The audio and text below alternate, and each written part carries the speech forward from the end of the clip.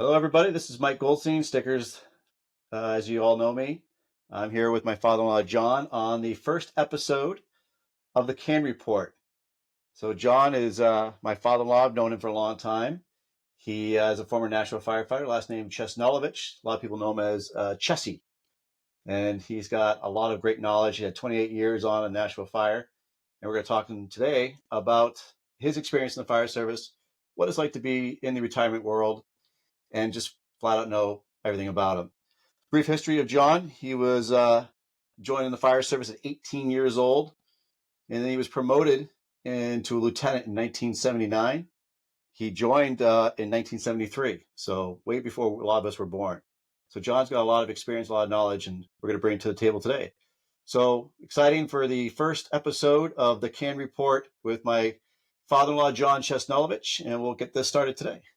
So I'm your first victim, huh? You're my first victim, my friend. What they say, you always remember your first.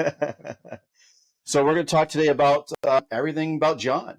Yeah. About how you joined the fire service, what it was like to be 18 years old and being in that world of excitement and that whole feeling of living out your dream. I mean, not many people who are 18 years old can do what you did, right? So why don't you start me off with how you got into the fire service? So my dad was a volunteer fireman in Hudson, and even at a very young age, the fire whistle used to blow, and it sounded like a very sick foghorn. It was very high pitched, and it would blow out the box number. So when the fire horn went off, Dad would run out the door and go down the street, and I was always like following him out the door and sit on the front porch, and I could see the station from our house. So I would just sit on the front porch and watch him run down there, and then of course all the cars are coming through town. They're screaming to get down there, and we could watch the trucks either head down south to Laurel Road or come up, right past our house. And to me, it was just all very exciting. I always wanted to do that. So I just had an early interest. And at age 14, Hudson had a junior fireman's program.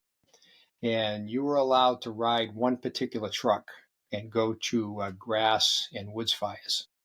So, of course, as kids, we couldn't wait till the snow melted away and the woods dried out, so that sometimes when the whistle went off, it was for a grass or brush fire. So we get out of the station in this one particular truck, and it's like a early 50s vintage Ford, and it looks like a troop carrier. It had bench seats in the back, and we'd crawl up in there and just sit down and wait for somebody to come in and grab the truck, and out the door we went.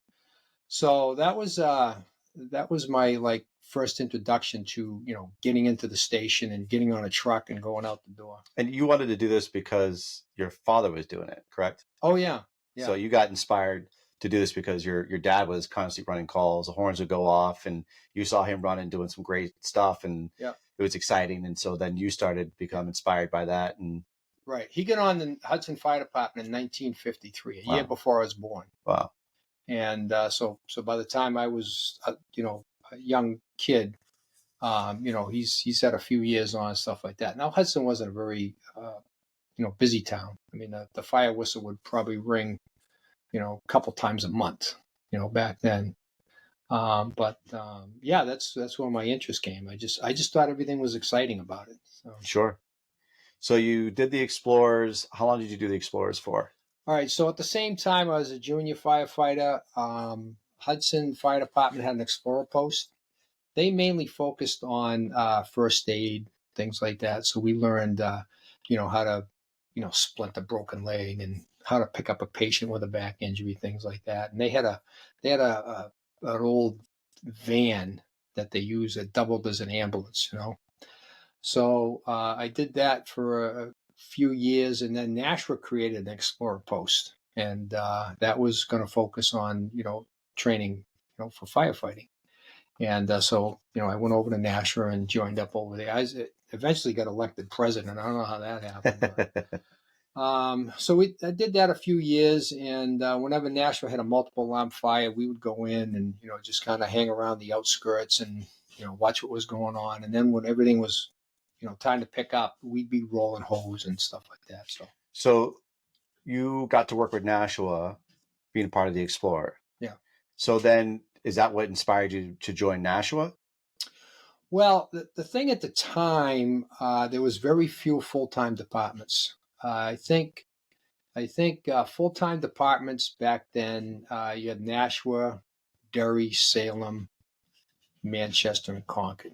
That was about it. Wow, You know, not many to choose and from. not many to choose from, right? And you just my whole world was Hudson and Nashua, so I Sure. didn't even think to go out beyond that. Yeah. You know, I had a couple of friends of mine join Nashua, and you also have to remember that that was right about the time frame that the United States was lowering the age for everything. They lowered the age to vote to 18. Then they lowered the age to drink alcohol to 18. And prior to that, the Nashua Fire Department, you had to be 21 to get on. So they eventually adjusted their rules, so they allowed 18-year-olds to get on. What was the requirements for you to get on Nashua? I showed up and filled out an application. And that was it? That was it. Yep. Okay. What was the training like to get in? What was your probationary period like back then? The training was 2 weeks with the superintendent of training. And after the 2 weeks, you were put in a firehouse and you were on probation for 6 months. Wow. Yeah. So now this was back in the day, obviously, so they didn't have a long recruit class. What was involved in your probationary period? What was some skills that they try to make you get strong with or Well, ingrain in you? there wasn't a lot. Once you get trained for the 2 weeks, you're put in a firehouse. That was pretty much it. What was your firehouse? What was your favorite firehouse? Most of the older officers, they really weren't into training. No. It Okay. was like, okay, you must know what you're doing, and just get on the back of the truck, and we'll tell you what to do. That was it. Yeah. And what was it like? Like, what was your favorite house that you worked in? Because you worked in all the houses in Nashua, right? So there were 6 houses still at that time? There was 5. 5, okay. There was 5. Spitbrook Road hadn't been built yet. Okay. So I initially got assigned to the Conant Road station, and that was like being out in the boonies back then. And that was 1973. That was 1973. Yeah. So I was out at the Conant Road station, and of course everything downtown in the city proper. It's like we're out in the boonies, they're downtown, and it was actually kind of crazy because back then there was really no alarm structure. So they'd send 2 engines and a ladder to a for a house fire, and if they had an actual working fire, they worked with those companies, and if they wanted more help, they just call for another engine. Sure. So of course we're out at Conant Road, and downtown Lake Street, Amherst Street, we go to a fire. They call for another engine. They'd send Crown Hill, and we're out there at Conant Road, and they just call us to go cover Lake Street, and so we'd drive down there to Lake Street, and then if they wanted more help, they would put the whistle on and call in day off help. So there could be a second, third alarm fire in the city, and we're sitting at Lake Street covering. Yeah. So it was kind of frustrating back then. Back then, you didn't have a lot of medical calls. I take it you didn't have a lot of ambulance stuff you had to do. Didn't go on any medical calls. So you were strictly motor vehicle accidents, brush fires, structure fires. Obviously tech rescue back then probably wasn't a big thing. So. Nope. So you were strictly just waiting for the call for any big fire. You guys, I'm sure, had a lot of fires back then. They did. They had a fair amount. Yeah. But like any other department, if you're not on the right truck or if you're not on the right shift when the call comes in, you're going to miss it. Sure. And like I said, it's hard to comprehend that you could have a multiple alarm fire in the city and you don't go. Right. It was crazy. It was very frustrating because the deputy would just call for one more engine. And they go down there, and obviously they didn't have enough help, so he called for one more engine. And if he needed a lot of help, he'd put on the whistle and wait for the day off guys, which could be anywhere from a half hour to an hour to get people to show up. Wow. So 73, fast forward now to 6 years later, you're 24 years old, and you get promoted to lieutenant. Yeah, that was quite a shock. There was no formal training for officer. you just kind of did what your officer did. You kind of mimicked him. And even back then, the officer didn't like get out of the seat and let you go up and, try it under his guidance. They just, one day you're on the back, the next day you're in the front seat. So there was no process for you to move No up? process. No process. So how did at that work all. for you? All of a sudden you come to work and they say, hey, you're Yeah. a lieutenant now? Yeah. And my deputy at the time, he sat me down and he says, you just got to call him as you see him. I'm like, okay, balls and strikes. Am I an umpire here? So I said, okay. And that's about all the advice I got. So what was that like, being a lieutenant, 24 years old? I'm sure you had a lot of crusty, salty guys on your crew in your department that were like, what's this 24-year-old kid going to tell me to do? Or what does he know? What is it like trying to lead a crew at 24 years old with 6 years on the job? I was pretty fortunate that I didn't really have guys that would give me trouble over that. They were pretty good, and most of the really older guys were all driving the trucks. Back then, if they had 15 years on the job, they were all driving the trucks. Mm-hmm. It's just the younger guys that were on the back step. So as a lieutenant, what was some things you tried to either bring into your service, your department, your crew? Was there anything that you, as being the new young buck, was there something that you thought you could help bring a change, or what was the culture like back then? Again, back in the 70s, was a culture even a thing, or what was it you guys did to be part of that family? Yeah, it was actually one of the big things at the time was pre-connected hose lines. Mm-hmm. They didn't have any pre-connected hose lines in Nashua, and they wanted the back of the hose beds nice and neat. We didn't have any loops, so when you had to stretch a line, you took the nozzle and you took off, and they just did one of these at the back of the truck. So just trying to convince them, hey, we need some loops here so we could pull off some hose. Sure. That was a battle. And then trying to connect them up. The B model Max, when I started, didn't have any way to pre-connect the lines because all the hose came off the back. There was no piping back there. So that was literally just take the hose off. You had to break it off and run around the side and hook it up. The first CF Mac that we bought, it had the compartment for the crosslays, and they boxed them in and filled it with tools. It was crazy. We're like, what are you doing? So myself and a couple of the guys and again, they came from Hudson too.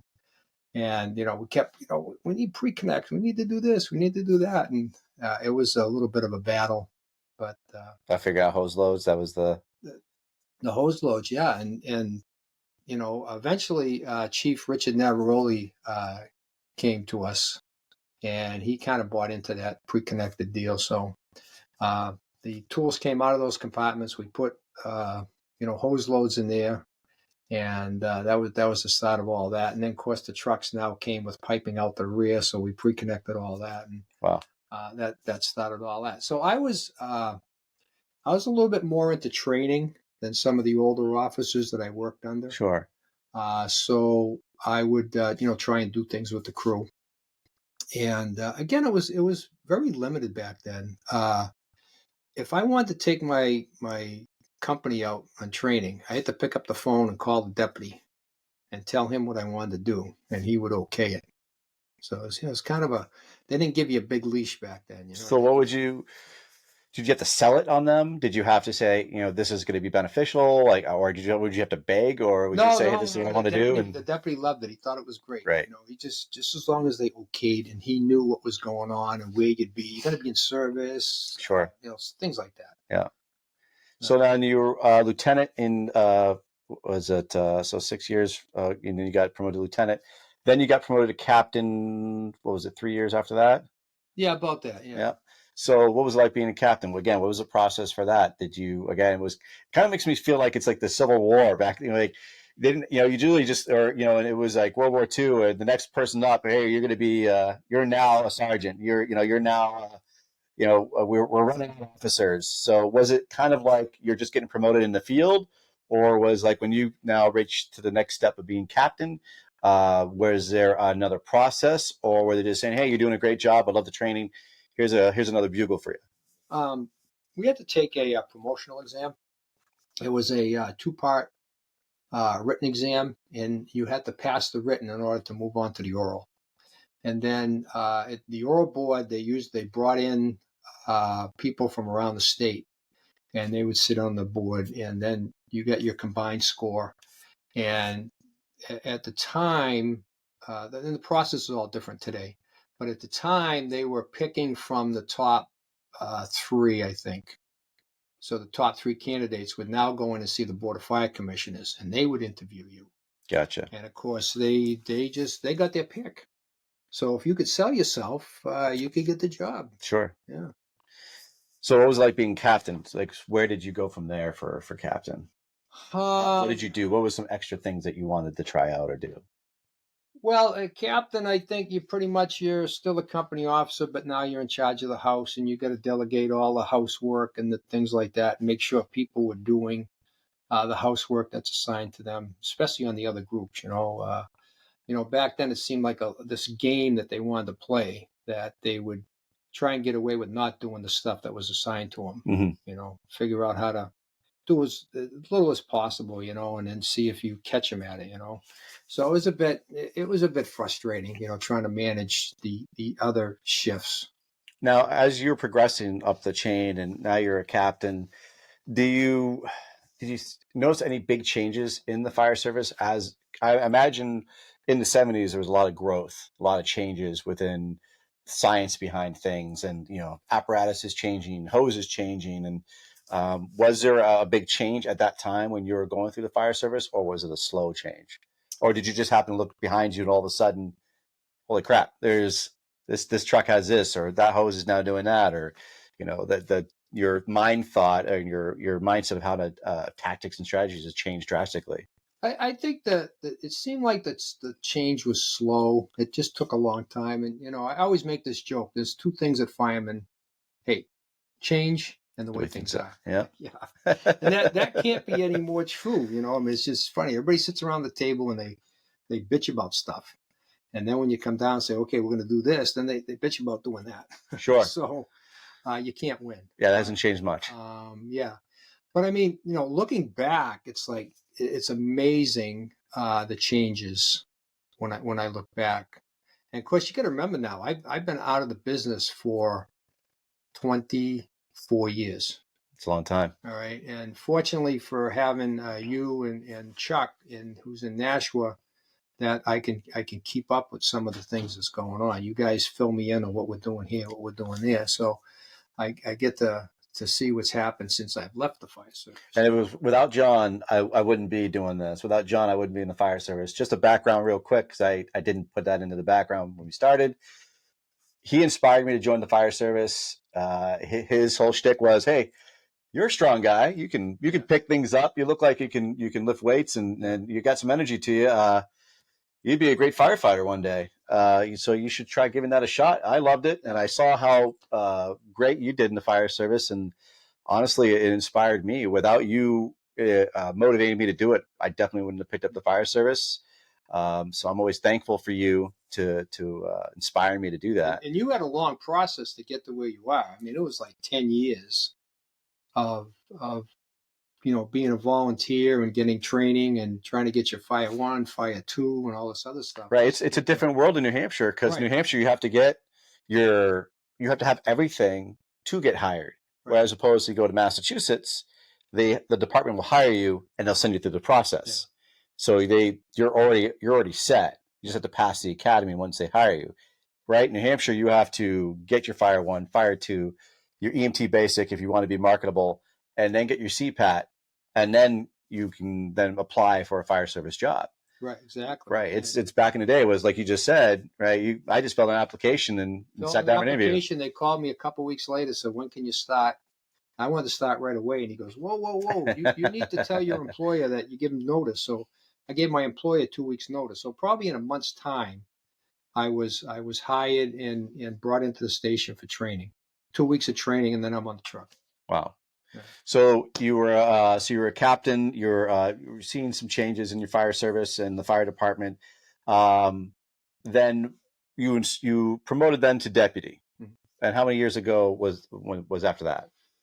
It was a couple more years, I think, with a captain in '82, deputy in '91. So not 9 years. 9 years as a captain. How was it being a deputy?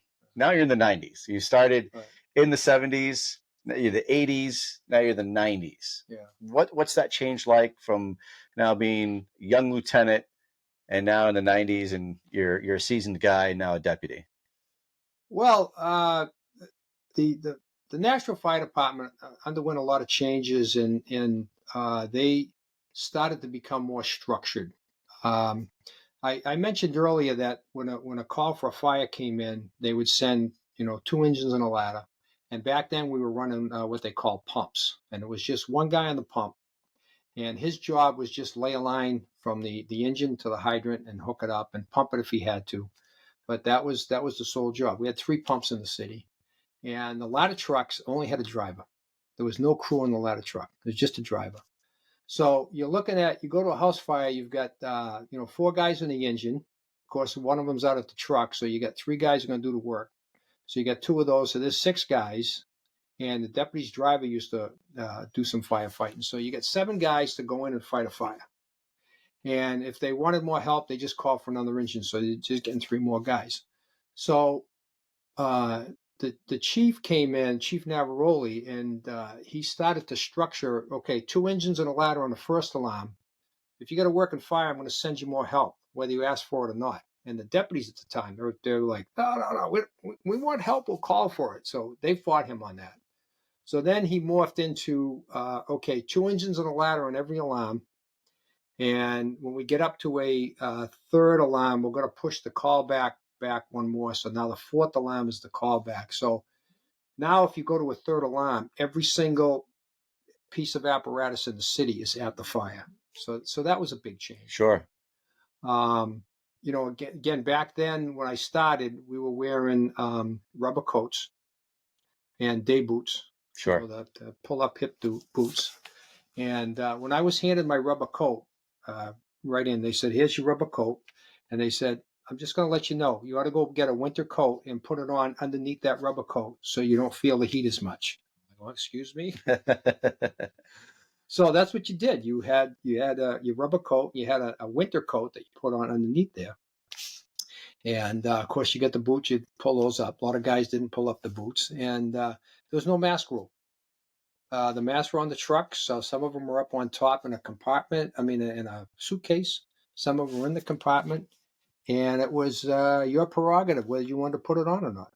So that came about the change. There was a mandatory mask rule, and even with that, there was guys that okay, I'm going to keep the tank on my back, but I'm not going to put the face piece on.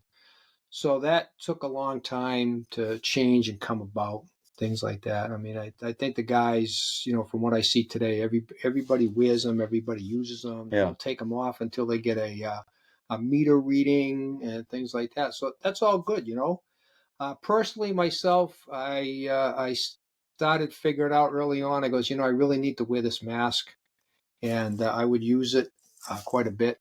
And I discovered that at the end of a fire, I felt pretty good. Yeah. It didn't bother me as much as some of these other guys. So yeah, I'm sure getting beat up that way was pretty harsh. yeah. And you're good for it. I mean, if another fire came in right after your first one, you're like, hey, I'm good. Let's go. Sure. Yeah. So when you became deputy, was it difficult to not be so hands-on when a fire would come in? You got to be on the outside, but I'm sure you want to be inside doing some work. It wasn't difficult to accept that, but I was like after the fact. I was like, damn, I wish I could have been in there, Yeah. I had one of my lieutenants, so we had a job on the 3rd floor of a 3-decker, and one apartment was going pretty good, and they get in there and they snuffed it right out, and he gets over the radio and he goes, "You should have been in here, Chief." I'm like, rub it in. So yeah, they knew. I did miss that part of the business. So you retired pretty young, right? You retired in your 40s. I was 45. 45. Yeah. I am 45. So that's insane to think of, that you had still so much left to do. Did you not want to go forward more with it? Did you not want to continue? When did you know it was? Yeah, you didn't want to continue to put on the boots anymore. I was being a deputy chief and being outside. I mean, we just kind of touched on that. It's a whole different ball game. Well, we can still touch about it. So no, but I mean, it was just somewhat frustrating for me to be outside. But the biggest thing was in this, the whole command structure. This incident command structure came about right about the time I was got promoted. Yeah. And they started with, okay, the company officer, he arrives on the scene, he's command, he's going to call the shots. And when they started doing that, the deputy who used to approve everything and give all the orders, even en route, he'd get on the radio and say, do this, do that, return the companies. And that's what the deputy was doing. Well, now with this command structure, the officers were doing it.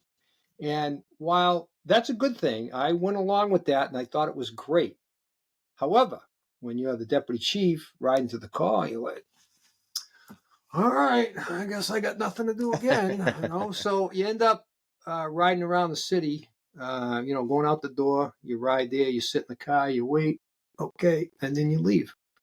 So I really felt like, what am I doing here? Sure. And I did a lot of kind of soul searching at night. I'd be in the firehouse and I'd be thinking, there's probably shades of job burnout. I'm like, oh man, what did I sign up for? Did I sign up to be a paperwork mailman and just ride out to the call, wait till the officer clears me, and then go back to quarters? So I was really frustrated. And I signed up to be on the front of that engine, to do the work. And I just figured I had enough. Yeah. Yeah. That's. Well, with the option there to retire, because I had that option, Sure. it looked pretty good. And the retirement system back there was you only had to work 20 years, or was it? It was 20 years, age 45, and I was already 27 years, just shy of 27 years, and I was 45. And everybody said when you hit 45 and you can retire, your outlook on the job changes, and it did. It's like, hey, I can walk out the door anytime I want, So you kind of take a lot of stuff with a grain of salt. Sure. And I guess I just reached the point where I thought, I'm just not happy anymore. Yeah. Now, remember that deputy I told you sat me down and said that, hey, just call him as you see him. Mm-hmm. So he retired. Now this guy was, he was a long-term firefighter, and he was a bit of a Sparky himself, but he didn't let on. He kept a portable radio with himself all the time. He knew what was going on. He chased things, but he didn't act like your typical Buffy firefighter. Sure. But anyways, when he retired, we had C.A.N. Lumber came in. Big fire, 5 alarms. I mean, the whole bit. And is that one of your most memorable fires? C.A.N. Lumber? Yeah. That was a tell me about that. I came in on my day off for that one. But anyways, I want to talk about this deputy chief. So he's retired now, and he didn't come to the fire. So I saw him later on. I says, Dep, I didn't see you at the fire. He goes, well, you know what? He says, I started for it. I got halfway there. And I said to myself, I don't want to turn into those sidewalk superintendents that I used to bitch about. They're always critiquing my fires. He says, I turned around, went back home. I said, wow, that's pretty good. So when I retired, I made a conscious decision that I'm just going to walk away from this. Mm-hmm. I don't want any radios. I don't want to be, buffing, things like that. So just a clean break. Away. And I did buff a couple fires, and it was weird because at one time you're running the whole show, and the next time you're standing there, I don't know what's going on because I don't have a radio, and the cops are telling me to get back. That really was. That was right in the heart. Right in the heart. It's funny that you say that because that was one of the questions I actually wanted to bring up with you was, we'll get back to memorable fires, but what was it like transitioning from public servant to civilian life, where you just said, I've got a cop telling me to back away from the scene. He doesn't like. Does he not know who I am? Like, Yeah, he was you like, know, "Hey, do you know who I am?" right? Like I ran fires for a living. That was my job, and now you're telling It me, was pretty insulting. hey, you get back. You know, It was very insulting. So I decided, okay, I'm really not going to chase fires. I'm just going to stay away, because now I'm sitting there, this one fire I chased. I'm like, oh, why are they doing this? Why are they doing that? And I'm like, kind of critiquing it myself, and I'm like, yeah, it just shouldn't be doing that, But see, leave now it we alone. have social media where we can sit back from our chair and just watch it on the computer, and then we can shit all over it because it's easy. We're not there watching them do it. Oh yeah, I'm still So critical, but right, but now now we my have opinions to people. myself. But you have the Yeah, experience, though, and you have the knowledge. But we have people that sit in these chairs in their own comfort of their own home, who maybe watched a couple of videos on YouTube of how to be a firefighter, and then they watch quick clips of people doing the job, and they go, well, they're not doing that right, they're not doing that right, and they'll put their comments in there. Why didn't you do this? Why didn't you do that? You know, yeah, it's easier to do it now from home, again, because you have everything at your fingertips. You lived the life for 20 something years, and you dedicated your body and your mind to it. So now when you're watching it, you have that experience, you have that knowledge because you earned it. So when you say, well, I don't know why they're not doing it this way, or why are they doing it that way, you're not really shitting on them because you don't have that knowledge. You have that knowledge, but you're also at that point where you're not going to embarrass them in either a social media platform, or even during that time, even in person, you're not going to go out, walk up to them and go, I would have done it this way. I don't know why you did it that way. I'm I'm retired Deputy Chief Chesnulevich. never do I'm that. going to tell you how to do it differently. So from going from, firefighter or in deputy and then to civilian life, was that a big drastic change? Was it tough to not, knowing that you're not going to get up and, go into the firehouse and work your tour? And No, I enjoyed it. I enjoyed it very much. It was just like some like a hmm, cleansing. And this is I talk to a lot of guys that are right on the edge about retirement, and here's my advice for that. A long time ago, I talked to this guy Tommy. He was pretty big in the pension system, a Nashua firefighter, but he was big in the pension system, and he went to these seminars. And he said, "Look," he says, I found out at the seminar that if you're really into the job, like you love it, you're into it, man. This is it. You really have to sour up before you can retire." So what do you mean? He says, if you don't sour up, he says, you're going to retire and you're going to hate it. He says, so we look at guys that are sour when they step out the door and we feel bad, but it's a process they're going through to make it okay when they're on the outside, you know? And I get that. So I tell guys that, hey, look, like if you still love coming to work and getting on that truck and going out and doing stuff, don't even think about retiring. Keep going sure. until stuff bothers you. And you say, this sucks, that sucks, I hate this, I hate that. Okay, well, now you're probably ready. You So know, does that sound fair though? Do you really want to leave when you're soured? Do you want to leave somewhat disenchanted with the fire service? Do you really want to get to that point? Do you want to leave before you get to the point of being sour? Right. So I, then I say I say yes because you can enjoy retirement. you can enjoy retirement. I, Okay. I, I know a few guys that had to leave. They had to leave for other reasons. Their wife was on them. They had a bad knee, and they didn't want to leave, but they had to. And when you talk to them on the outside, they're like, "How's retirement?" He goes, "Sucks." What do you mean? I want to be back. Yeah. So, and then the guys that had their fill, and when they left, they were done. They walked out the door. They're like, "I think retirement's great, man. I'm having a blast." So I think there's a lot Interesting. of merit to it if you're really, really into your work. I've known a lot of guys over the years that it was just a job. They showed up at why'd you cut? Oh, hey, they got a good pension. Okay. Yeah. And they did their time and they walked out the door and they were fine. It was just a job to them. Sure. You know. It's a different way to put it. What would you now you retired, so let's go back to your most memorable jobs that you had on the fire service. You mentioned the lumberyard. So what was that like? What was that big fire like? Wow, that was You said it was a something. 5 alarm fire. Yeah, it was a 5 alarm fire. That this building was I don't know, two. I can't remember the exact dimensions. It was a kind of a warehouse type setup, and it was just all chock full of lumber. And My dad and I been in there shopping, and he said, "Boy, if I ever get a fire in here, this is going to be bad." And it was. It was a fire underneath, and it got going, and the whole thing took off, and then all the piles of lumber were going. It was a pretty stiff wind that day, and now I came in on my day off, so I missed the bulk of all the initial firefighting. You say it was your day off. Now tell me the story though, because I remember you telling me before. I think you were on dad duty. Oh, I was on dad duty with your wife, Krista. I had her in the car when I'm driving down Derry Road, Hudson, and I just look across the river, and this incredible column of black smoke, and I'm like, oh my God, I don't even have to wait for whistles or somebody to say something. I'm going. So I had to drive to my parents' house, and I say, can you watch Krista, because I got to go to fire, and I just dumped her off, and over the river I went to work for the next like 8 hours, and then I got hooked for a detail, and I spent all the night down there. So Wow. yeah, it was something. And my wife was pregnant with Caitlin, so now I'm worried about her because it was due like any day now. So I even grabbed the ambulance. I says, "Hey, can you call this number and see if she's okay?" So, which they did for me.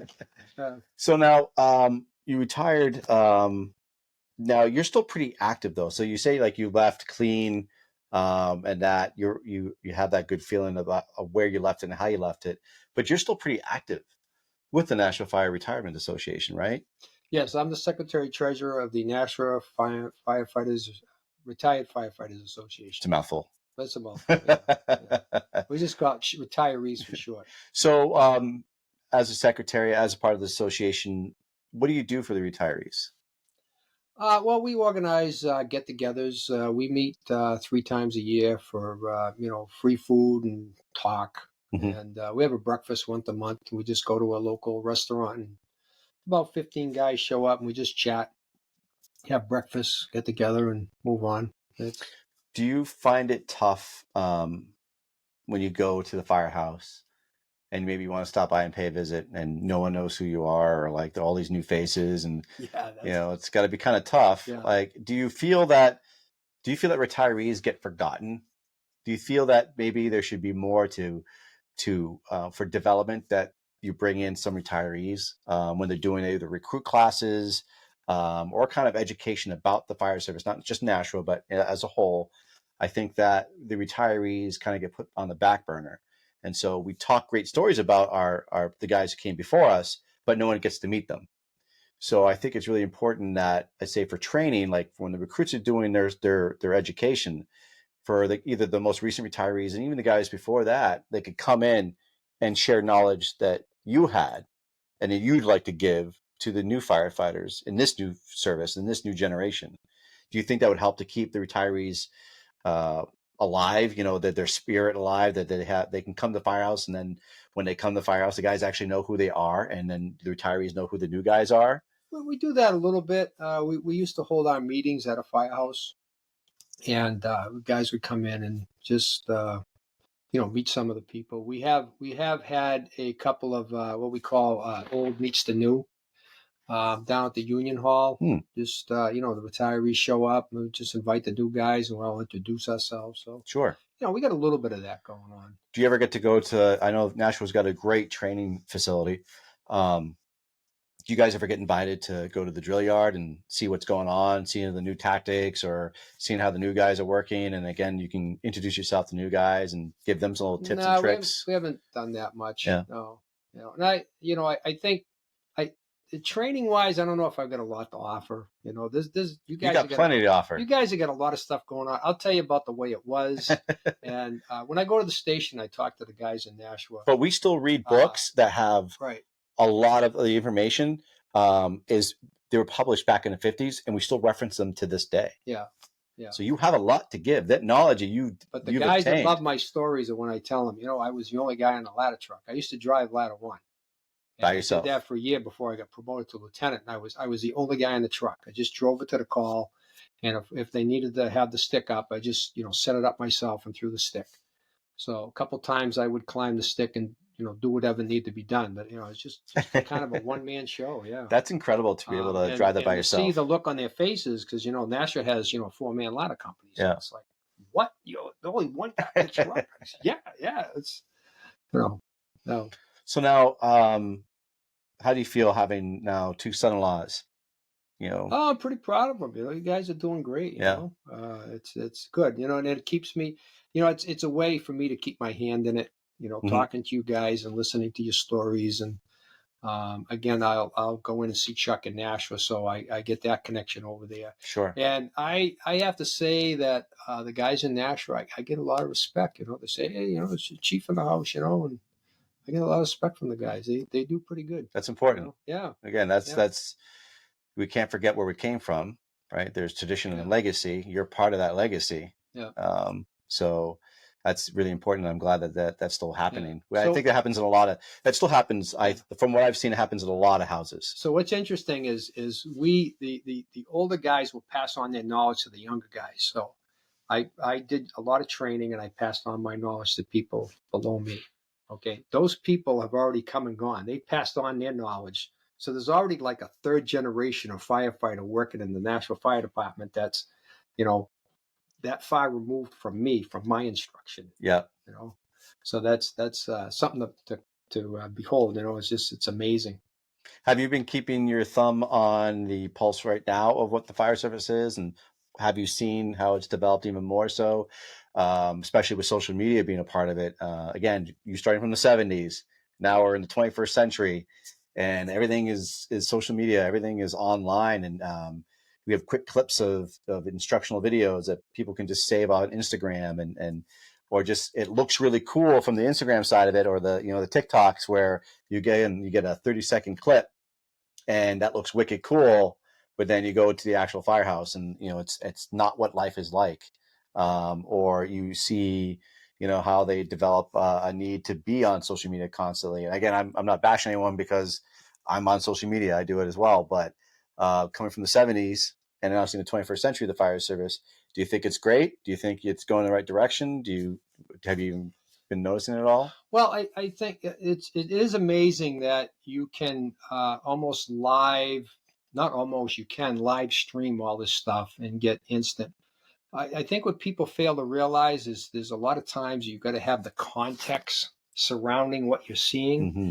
And again, you were talking about people being critical of what they see, and they don't have the context of what happened just prior to all that. Why did somebody make that decision to do that? Right. Are they short on help? Is there somebody else doing something that we can't see behind the scenes? I mean, you don't know. So I really don't get that critical about stuff that I see online. Um, it's everybody knows that this is kind of like you know, you're flying by the seat of your pants type of business. Sometimes it's cut and dry. You have SOPs and you have all this going on, but then when you get out the door and you're doing stuff, like things happen and you have to call an audible and you're varying off what's supposed to be going on, and you hope to God that you're right. And then someone takes a picture and they're like, what the hell are they doing that for? Well, I had to call an audible. Yeah. So as we start winding down, you also became a fire instructor as well. Yep. And how long did you do that for? For most of my career, I would teach up at the Fitzwilliams, New Hampshire. They had a fire school up there. Was it Meadowbrook? Meadowwood. Meadowwood. And they had a spring school and a fall school. And, I taught up there. The state, the state was having instructors, but there was, at the time for me, I kind of disagreed with how they were doing certain things. So I really didn't pursue that end of it. Okay. And I never became a state instructor. I just taught at Meadowwood, and I was happy with that. And now, which is now defunct, it's no longer Meadowwood. That's completely gone. I don't know. I haven't kept track. Yeah, there's only one now. It's the New Hampshire Fire Academy, which is in Concord, New Hampshire. Yeah. But Meadowwood, I remember that being a pretty big deal from what I was reading, and a lot of people went in and out of that facility. It was a big school. I mean, it was a 2-day weekend. There was a lot of people up there, and we got paid, I don't know, like $75 for the weekend. It was not a big deal. It was just fun to go up and do that. Yeah. So what advice could you give for people getting close to retirement or going into retirement? Is there anything that do you have any knowledge like how to keep yourself busy? What is it that, keeps you going? Or especially, again, you retired at 45. So like you must have done a lot once you retired. I imagine you were still pretty active once you retired. So what can you give advice for retirees, for someone looking to retire? Well, I already covered it once that you need to take stock of how you feel about your job itself, and always keep like checking on that, because things change. It's funny. I had a captain working for me up at the airport when I was his deputy, and he had 25 years on. And I says, "Hey, Cap, why don't you retire?" He goes, "Why would I do that?" He says, "I love this job." He says, "This is great." So like I don't know, like less than a year later, he's retiring. So I went up the station one night and I sat down and I talked with him. I says, "What happened?" He goes, "The medical sucked, the nights sucked, the weekends sucked. All of a sudden, everything sucked." So He soured up. He soured up. Yeah, he just went out the door. And, that's the way it goes. So take stock of how you feel about your job. If you're because you're young enough, I always tell people, why don't you start early on, 2, 3 years before retirement, getting something lined up for yourself that when you step out the door, you've got something going. Okay. I made the mistake that I didn't have like another career. So when I stepped out the door, I really did, I used to do construction work. And so I did a little bit of this and a little bit of that, but I didn't have anything solid like a job, a career.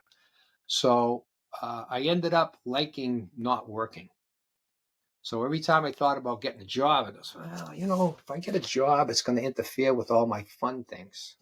So I spent a lot of my younger years as retired doing a lot of fun things and not working. So I'm kind of paying for that now because now I'm working, just to make some extra money.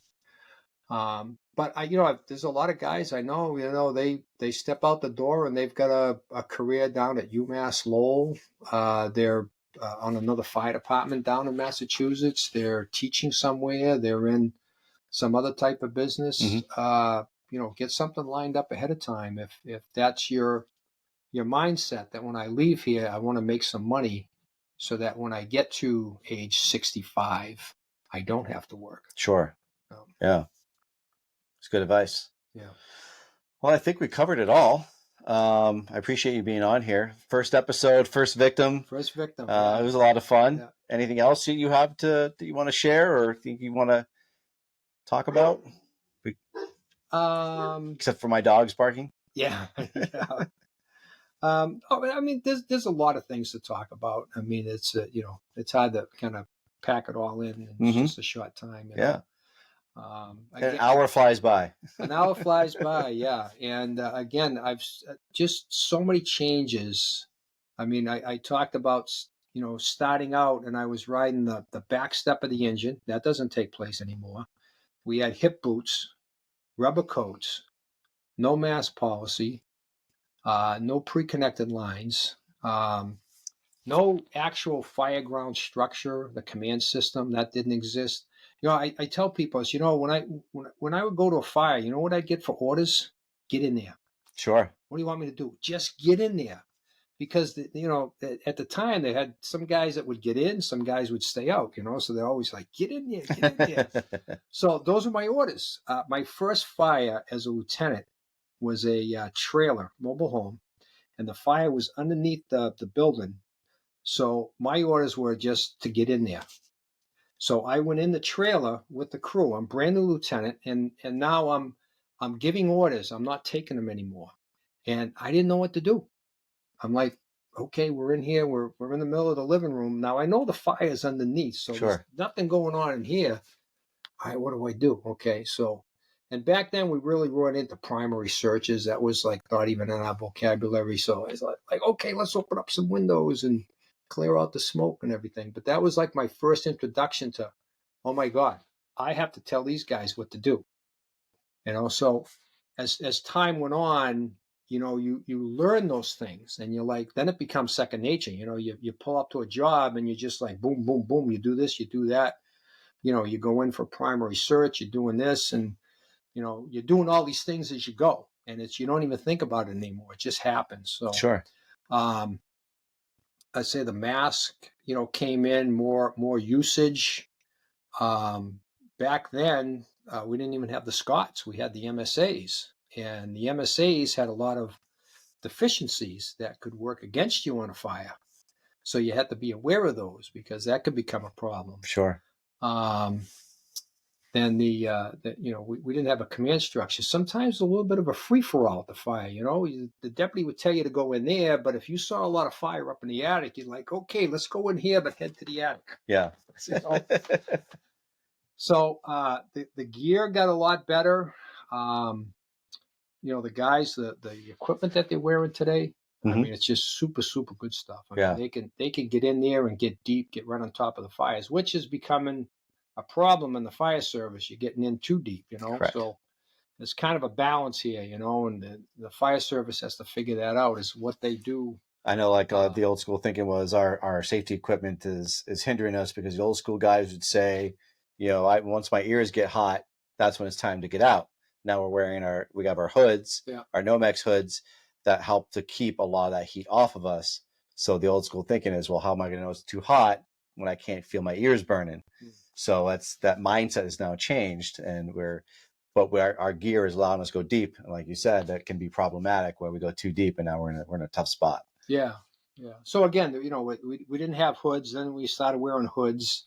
So I was wearing the hoods, and so just a lot of changes, and some of the jobs Nashua's get now, it just blows me away as how good they are, and I'm gonna, pump up Nashua, their departments and everything, but if you look at some of the fires they've had, I mean, they just go in there and they kick the crap out of it, and I tell these guys, I says, you guys are like a big city, you go in, you kick it, you knock it down so fast. Even the fire buffs are complaining. They can't get there in time to get any pictures, So yeah, they do a great job, but they've got the manpower. That's a big thing, Manpower is right now it's a big topic. It's been a big topic for years, but it's becoming another one again. It's becoming a hot button about manpower and the NFPA requirements of having a certain amount of people on a truck. And a lot of crews now run way less than that. My department, we run 3, and that's the way it is. And there's other departments the same thing. They run 3. That's budget, and it's a tough battle where people are trying to win. But like you said, staffing matters, and having enough people to throw out that fire, it's going to get positive results. Yeah. So way back in the day, it was pretty commonplace to have a room and contents fire turn into take the whole roof off a building. Where today, if you had room and contents, when these guys show up, that's all it is room and contents. They just go up there and they put the fire out, and you're done. The building's saved. So you go back a bunch of years and you saw a lot of that. It was room and contents, but by the time they were asking for all this help to come down, now that the roof is fully involved. So that's it's a one way to put it, taking the whole roof off. Oh yeah, I've seen a few of those. Yeah. Well, I think that's all the time we got, John. Okay. I appreciate you being on here with me. It was a pleasure. Right. Thank you so much, sir. You're welcome. I'll be seeing you in Thanksgiving dinner. You did great. Yeah. Thank you very much for being a part of this, and everyone being a victim of my first episode. And hopefully it gets better as we go along. So tune in, and we'll have some more guests coming up. Thanks for tuning in to the C.A.N Report.